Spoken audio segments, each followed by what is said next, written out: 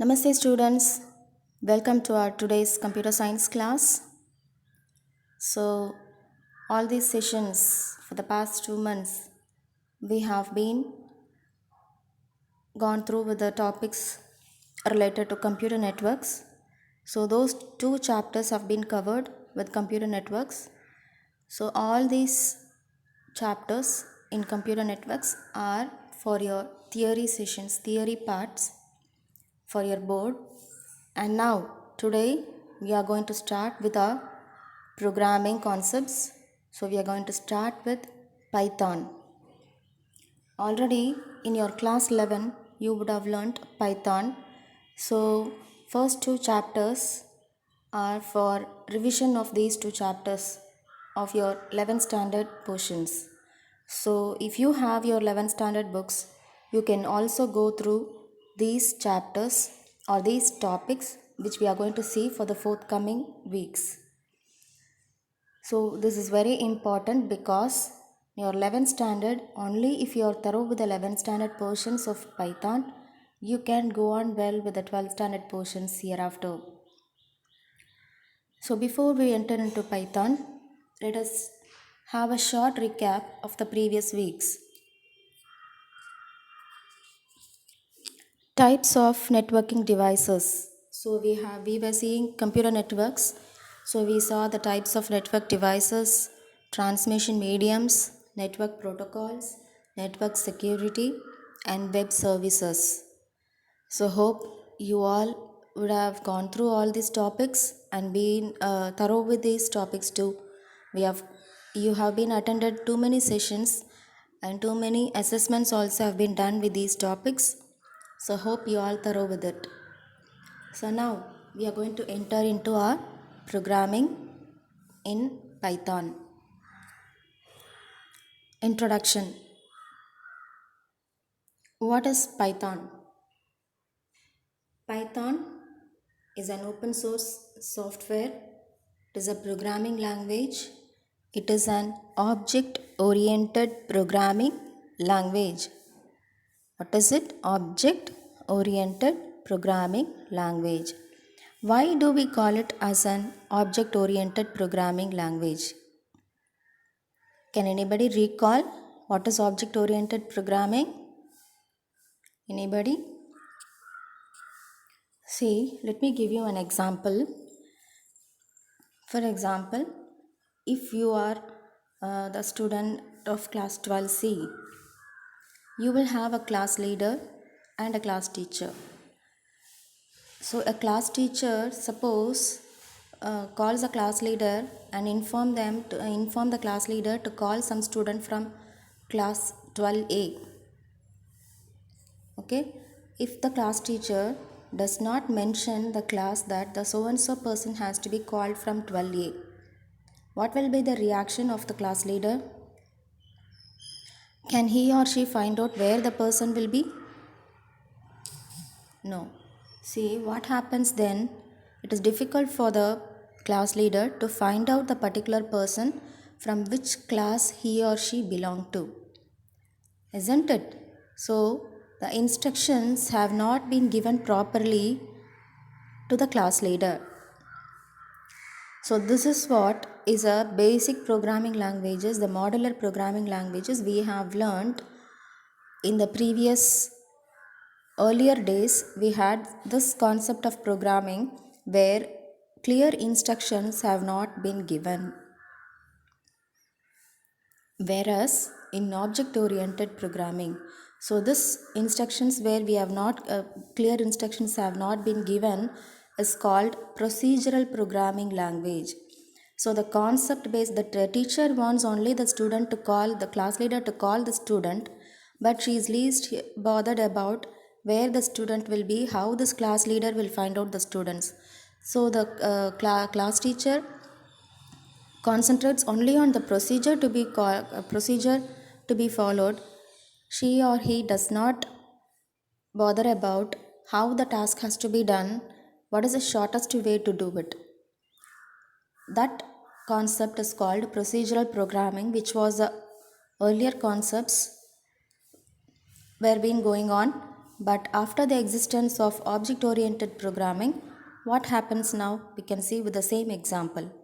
The same class teacher, if she tells so and so person is a boy or a girl from 12A class, please go and call that particular person. She gives instructions to the class leader. What happens now? It becomes very easier. Now the class leader has got two instructions, specific instructions like which class that student belong to and it is a boy or a girl.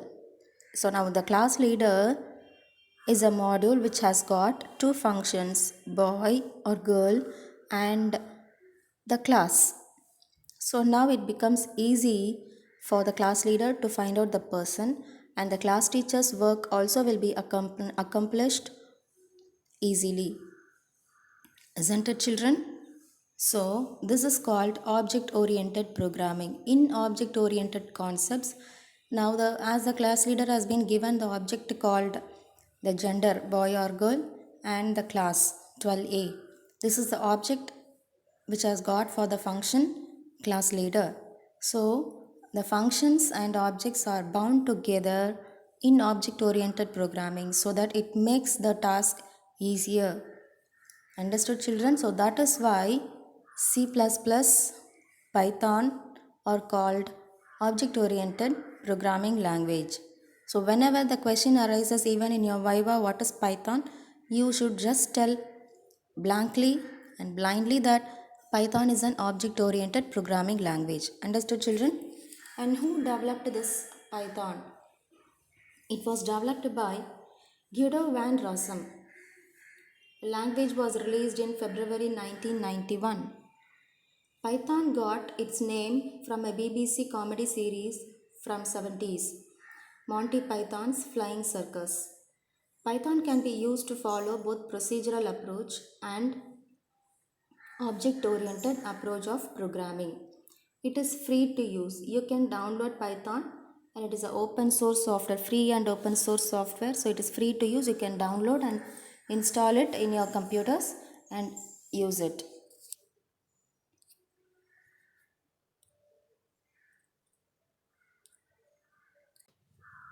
What are the features of Python? Features which make Python so popular. Easy to use object oriented language, expressive language, interpreted language. What is this interpretation? Already in your previous 11th standard we would have insisted what is a compiler and what is an interpreter. You would have learned these concepts, isn't it? Could you please recall it? What is a compiler and what is an interpreter?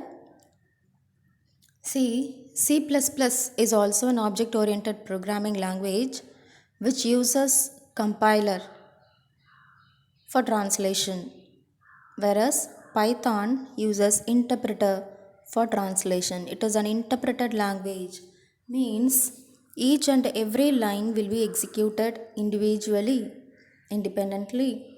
So line by line the execution goes on in Python, whereas in C++, which uses compiler, the execution goes on altogether.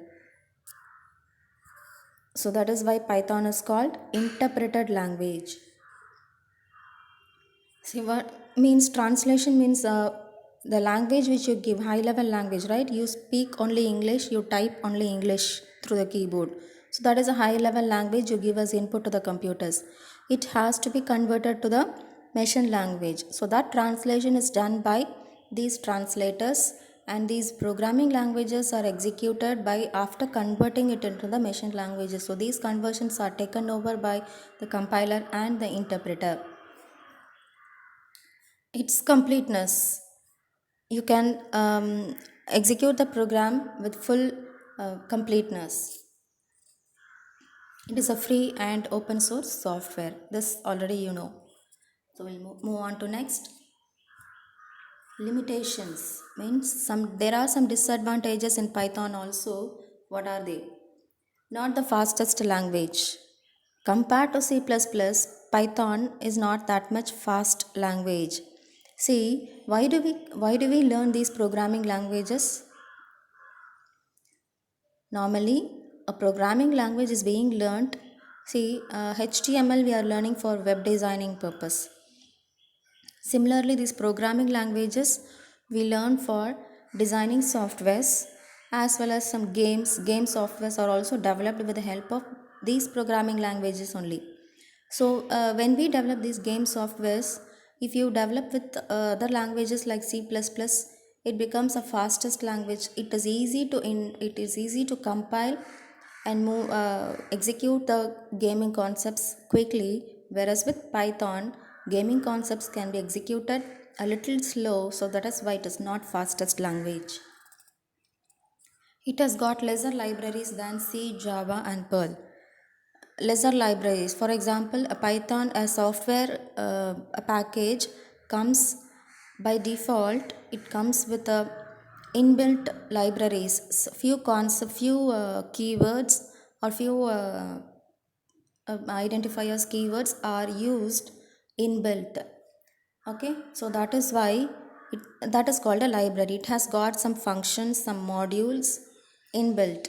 So these libraries are very less in Python compared to the other languages. It is not strong or on type binding. Type conversions, it has to convert the type if it is an integer to character. So these type binding, it is not strong, not easily convertible. It is difficult to convert also. So that is why it is, because it converts line by line, so it is little bit slow to convert. So that is why Python is not the fastest language. So now see, each individual unit in a program is known as token. What is a token? See, there are few terms you have to learn when you learn the programming languages. Okay, then the very first concept, which very first term which you have to know when you learn Python is token. What is this token? Each individual smallest unit in a program is called token. Okay, look at this figure. It shows you clearly about what are the terms used, what are the tokens used in Python. The tokens are keywords, identifiers, literals, operators, punctuators. What are keywords? So look at the keywords here with the arrow mark given. For. For is a keyword. It means that it has been put into the library of Python already. So whenever you use the for, it does not accept it as a high level language. Already it has been converted to its own language, so it can understand that for is something going to happen with this for word. The interpreter can easily analyze that word. So that is why it is called a keyword. It gives some special meaning to the interpreter. Identifier. Look at the identifiers. I is an identifier. So the user gives names to store some data. That is called an identifier. Okay, the user uses some variables or names or characters to store any data onto it. That is called an identifier. For example, I equal to 2. I is any name, you can even give your name. Any name can be given. A, B, C equal to 2. So 2 is being stored in the variable A, B, C. So that variable is called an identifier. Literals. As I told you, I equal to 2. So 2 is a value being fixed onto the variable I. So that 2 is called a literal. Operators. We use several operators. There are different types of operators which we'll see later. Arithmetic operators, logical operators, etc. So few examples of the operators are your modulo symbol, equal to symbol, plus, minus, etc. Next, punctuators. Punctuators means what? You can use colon. So any loop has to begin with a colon. Means The looping statements, end of the looping statement should have a colon, which means that a block of codes have to be executed. So that is why we use colon. So that is called a punctuator. Look at this figure. There for I in range 1 comma 10, and there is a colon used in the for loop. Similarly, if I modulo 2 not equal to 0, there also a colon is used, which is called a punctuator. It means that within this for loop there are two statements to get executed. So these two statements are called a block, which is under this for loop. Okay. Similarly, if is also another conditional statement where it has got another statement within the if loop, that is a print statement. So there is another block of statement, that is one statement print, which is under the if statement. So that is why we use a colon for if conditional statements. Clear? So that is called colon is called punctuator.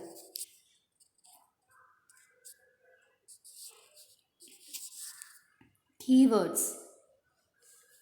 As I told you, keywords are the reserved words and have special meaning for Python interpreter. It gives a special meaning to the interpreter. Every keyword is assigned specific work and it can be used only for that purpose. A partial list of keywords in Python is given. There are some list of keywords given. Go through this list of keywords, and while, if, for, with, as, from, print is also a keyword. So when you give this print, it automatically understands that something which is given within this print statement has to be printed on the screen, has to be displayed on the monitor screen. So the interpreter automatically understands certain words. They are called keywords. Next is identifiers. This I've already given example. Any variable, any alphabets or any digits you can use, or any special character like underscore can be used as an identifier. Identifiers are the names given to different parts of program like variables, objects, classes, functions, etc. Identifiers forming rules of Python are is an arbitrarily long sequence of letters and digits. The first character must be letter or underscore. The variables, what are the identifiers rules you have to follow? See, as I told you, I equal to 2, simply I, an alphabet, can be used as an identifier. And also you can have I2.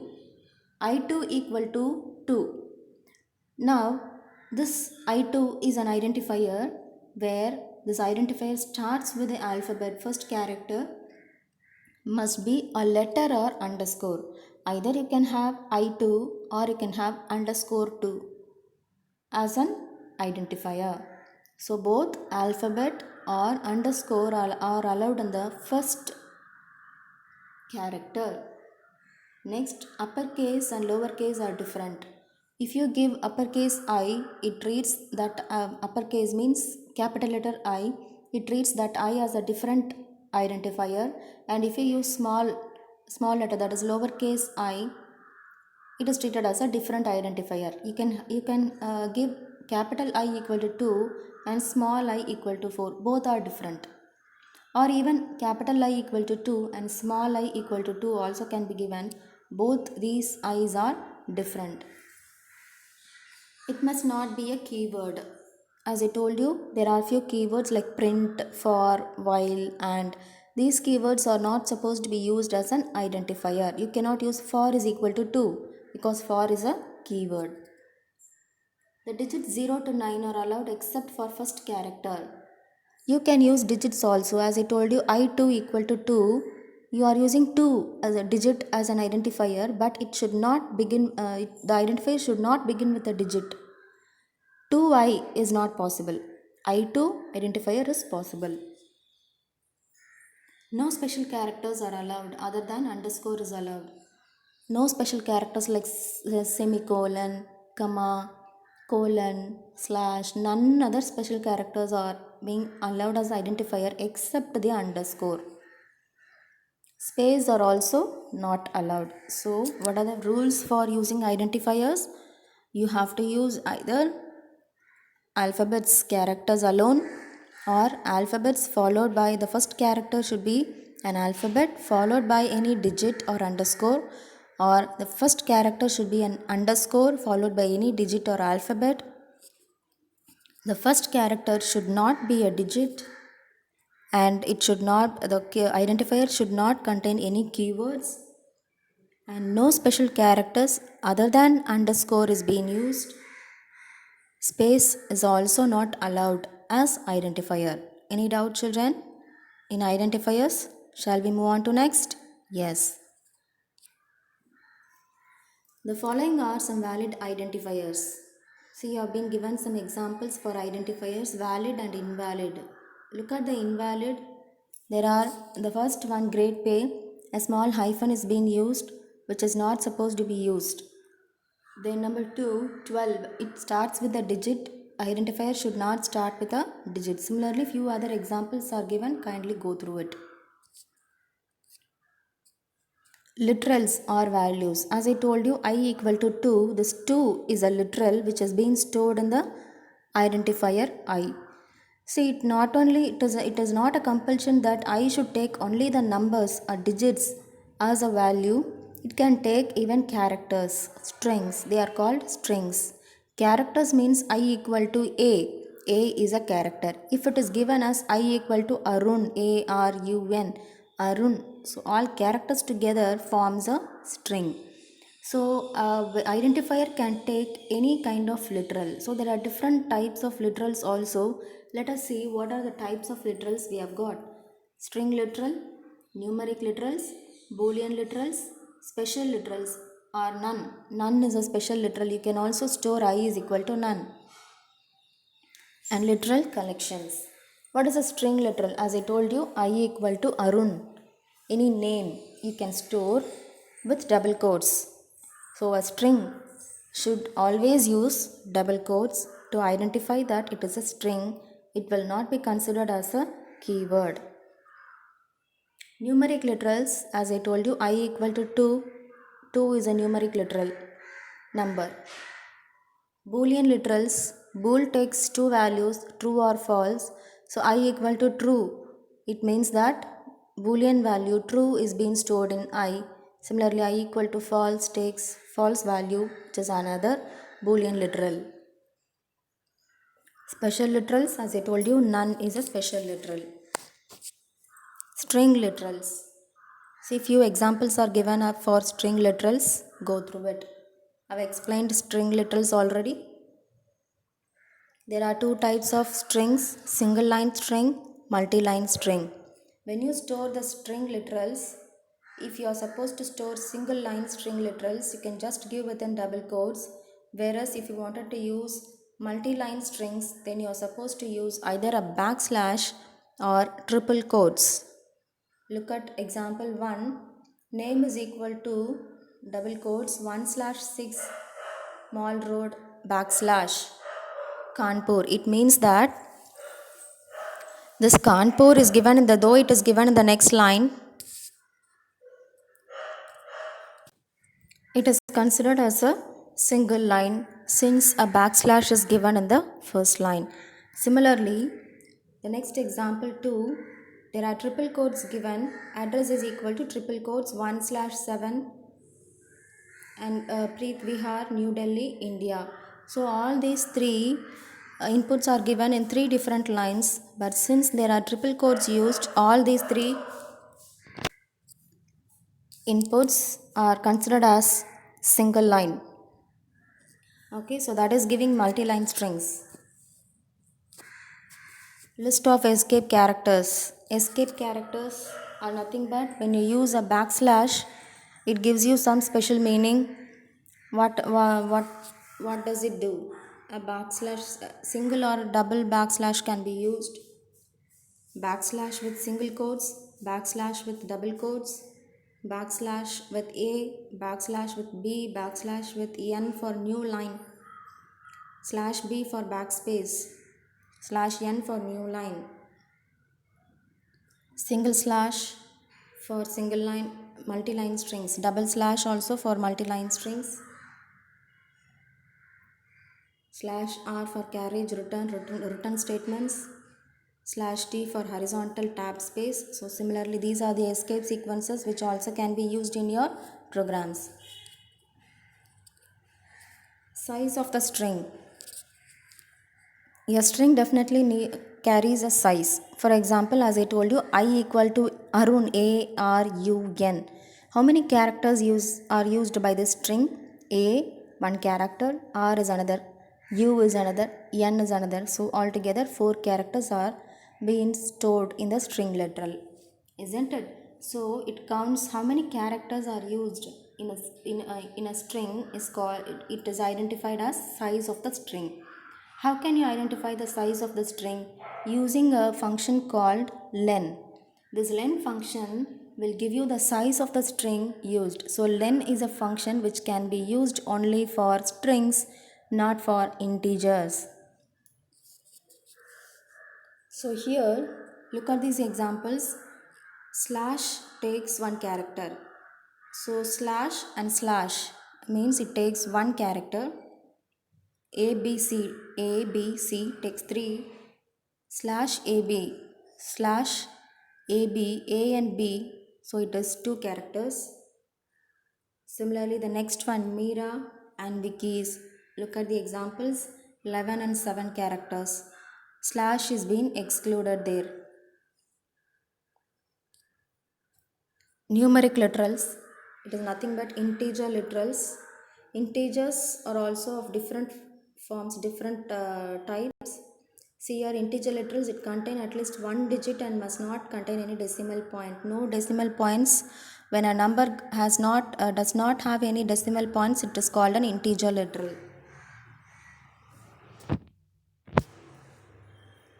Types of integer literals. Under integer literals, you have got different types. They are decimal, octal, hexadecimal. This you have learnt in your 11th standard. Boolean algebra concept. What are the decimal numbers and octal numbers and hexadecimal numbers? Octal number starts from symbol 0 followed by letter O. So it starts with 0. Any other than normal integers, the other decimal integers, the other integers like octal and hexadecimal starts with a symbol 0 which is followed by O for octal. Look at the example here. Num is equal to 0, O, 10. Print of num, it will print the value 8. Means hexadecimal, it starts from 0 into x. So x stands for hexadecimal, 0 followed by letter x. So num is equal to 0xf, print num. It will print the value 15 because it takes, what does it take? What is the decimal value of octal value of 10 will be given as 8, and hexadecimal value num is equal to 0xf. F stands for the alphabet. So you know very well hexadecimal numbers. After 9 it takes A, B, C, D, E, F for 10, 11, 12, 13, 14, 15. So what does the alphabet F take? It takes the decimal value as 15. So it is displayed as 15. Floating point literals. Floating point literals are nothing but the literals which has got decimal points are called floating point literals. Fractional form, exponent part, complex number literals. Hope you know what is a complex number, real and imaginary parts. Boolean literals, as I told you, 2 values, true or false. Go through the examples also given. And Python has one special literal called none, which is none. It indicates absence of value. In other languages, it is known as null. It is also used to indicate the end of lists in Python. So, in other languages, none is used as, it is also used to indicate the end of lists in Python. Look at the example here, salary equal to none, type of salary. Type of salary means it displays the type of that identifier salary.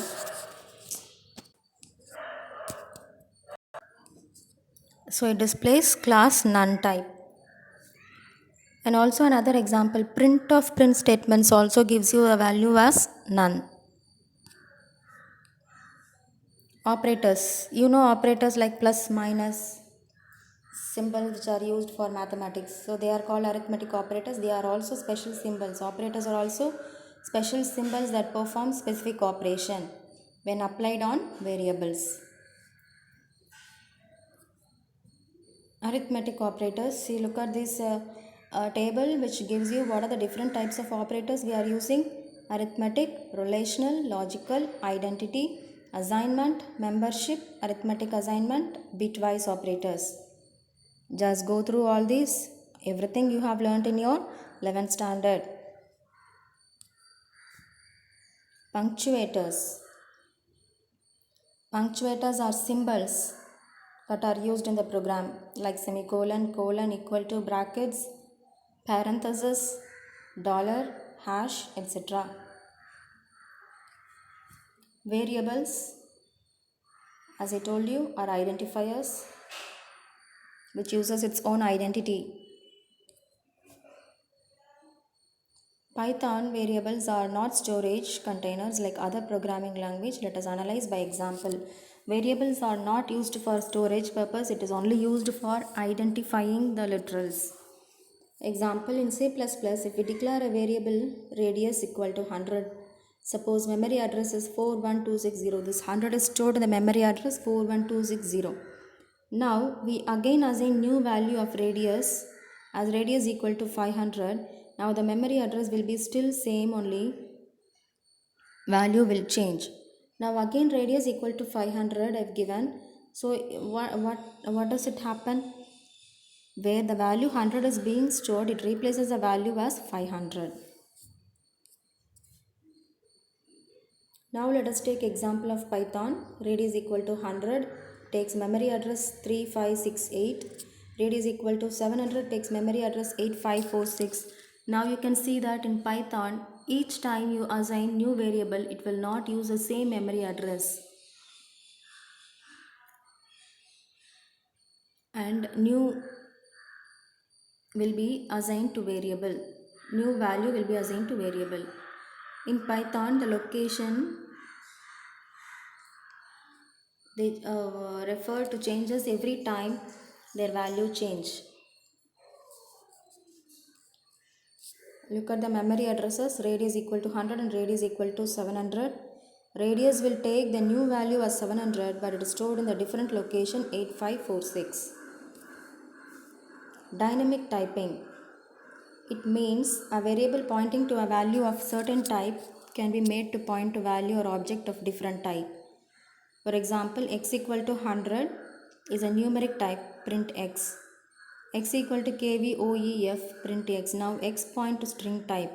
So a variable can take dynamic values.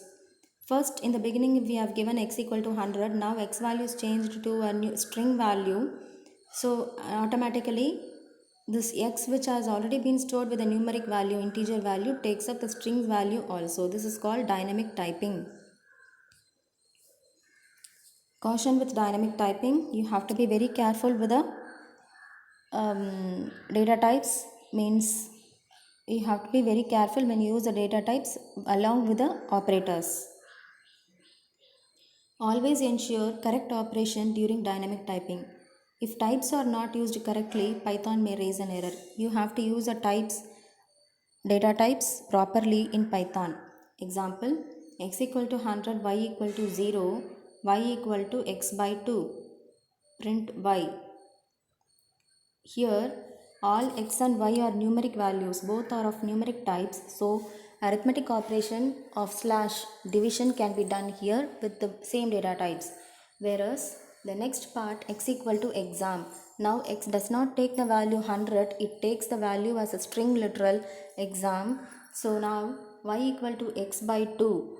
2 is a numeric data type, x is a string data type. So arithmetic operation cannot be done with a different data type. Understood? X is a exam string data type, 2 is a numeric data type, so arithmetic operation cannot be done. So that is why it shows error, you cannot divide a string. Division can be done only with integers. So when you use this dynamic typing, you have to be very careful that you use it properly. Static typing versus dynamic typing is different from static typing. In static typing, a data type is attached with a variable when it is defined first and it is fixed. That is, data type or variable cannot be changed in static typing, whereas there is no such restrictions in dynamic typing, which is supported by Python. See, in C++ we used to declare variables as int I equal to 2. So that int means I has been declared as an integer data type. So I can take only integer values. It cannot take any other data type values. Here we are not, that is static. So a variable has been defined as an, already it has been designed that it is going to store integer values. So it can take only integer values unless and until you declare another variable. The same variable cannot be used with other data types. Is it clear? Is the point clear, children? So this was used in C++, whereas in Python we don't use static data typing, we are using dynamic data type. That is why we don't use any data type names in front of the variables. I equal to 2, so I can take any value.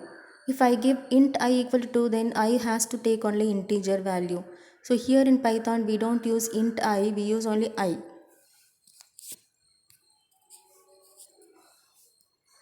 Multiple assignments. You can use multiple assignments in a single line. Multiple variables can take single value as input. For example, a equal to b equal to c equal to 50. So a, b, c, everything will be assigned with a value. A will be assigned with b value, which is nothing but the c value, which is nothing but a 50. Also, you can take with special characters like comma, a comma b comma c equal to 11 12 22 33.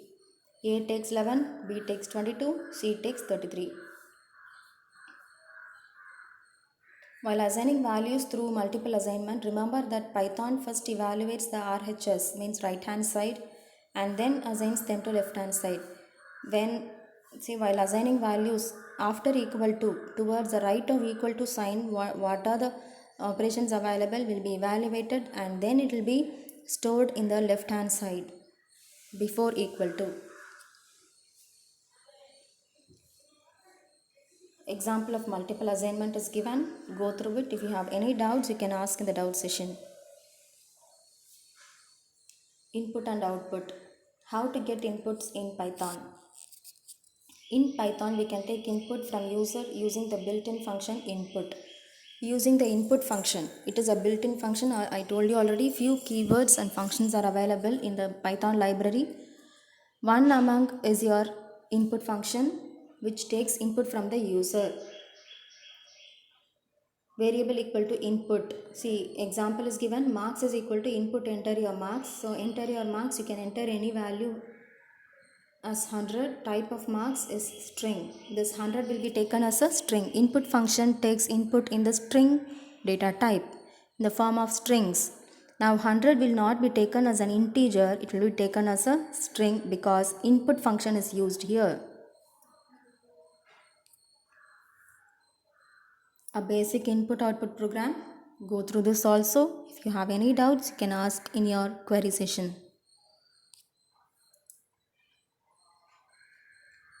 Input of numbers. Specifically, if you wanted to get input from the user, if you just give input function, it takes only whatever input you give, it will be converted into the string format. It will be taken as a string. So if you wanted to give integer, means numbers as input, then definitely you have to use int as a keyword for getting integer values from the user. So that is why age is equal to int of input, enter your age. So here input function takes strings. If I give 12 as the age, so it is considered as a string. If I give int of input and if I give the input as 12, it is considered as an integer. Understood, children? The difference between int and input functions? Yes.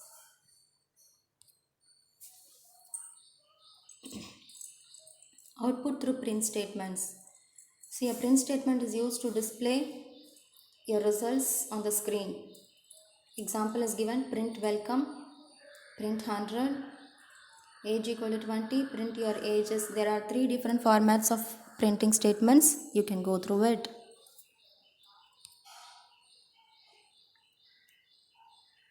Example 4 and example 6 are also given for print statements. Look at the outputs. There are 3 print statements given. Example 4, area of circle is 3.14 into r, means the execution of r and radius into r evaluation is done there and it is printed. Amar, Akbar, Anthony, here all the 3 have spaces which will be generated automatically.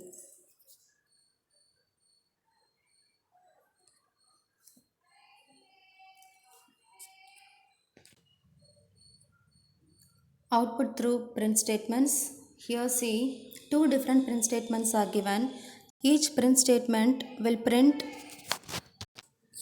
the values in different lines. Okay, if you give 5 print statements, then 5 different lines of a display you will get. Other examples of print statements with end. End is a keyword used with the print statements. So it takes the end as instead of space, it takes what character is given in end will be considered instead of space. See, program 1 which will add 2 numbers and result it. Save and execute. You will save the Python program and execute it by pressing the F5 key. So here are few programs given. So you are supposed to write all these programs in your classworks and submit it today by 4. See, these programs are given only for your practice, so you need not copy from any of your friends. Just try. Only if you try on your own, you can develop your programming skills. So do not refer to the net or do not refer to any of your friends. Just try. Look at the examples given. You can refer to your previous year book, 11th standard book, and try with these programs. Use a logic. As simple mathematics logic only you will be using here in these basic programs. So do not copy. We are not going to give marks for you for these exercises all. So it is just for your practice and you are going to gain knowledge. Is it clear, children? So practice yourself and submit your classworks along with these programs. These programs will be your homework as well as write it as in your classwork. You will be submitting your classwork notes along with these programs, and these programs are also your homeworks. So thank you, students. We have come to the end of the session. Next session we'll meet with the new concepts of Python.